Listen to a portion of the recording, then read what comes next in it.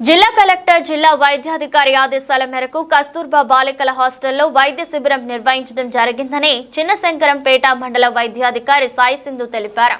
చిన్నశంకరంపేట మండల కేంద్రంలోని కస్తూర్బా బాలికల హాస్టల్లో స్థానిక వైద్యురాలు సాయి సింధు ఆధ్వర్యంలో వైద్య శిబిరం నిర్వహించారు. 50 మంది విద్యార్థులకు వారు వైద్య పరీక్షలు నిర్వహించి విద్యార్థులతో మాట్లాడి సమస్యలు అడిగి తెలుసుకున్నారు. అదేవిధంగా వంటగదితో పాటు కూరగాయలు, బియ్యం, వంట సామాగ్రిని పరిశీలించి వంట నిర్వాహకులకు పలు సూచనలు, సలహాలు తెలిపారు.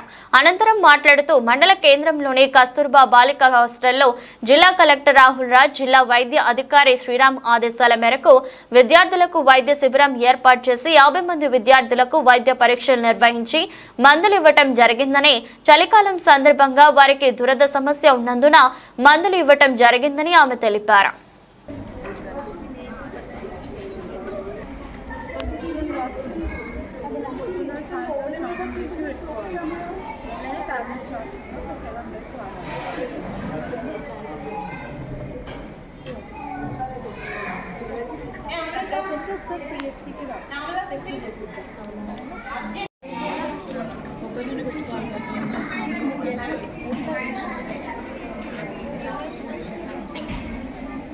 నెక్స్ట్ పంపించండి సిస్టర్. అయిపోయింది.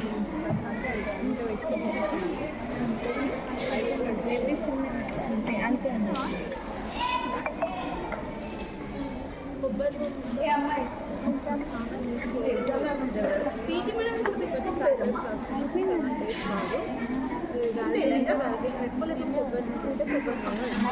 అందరికీ నమస్కారం అండి.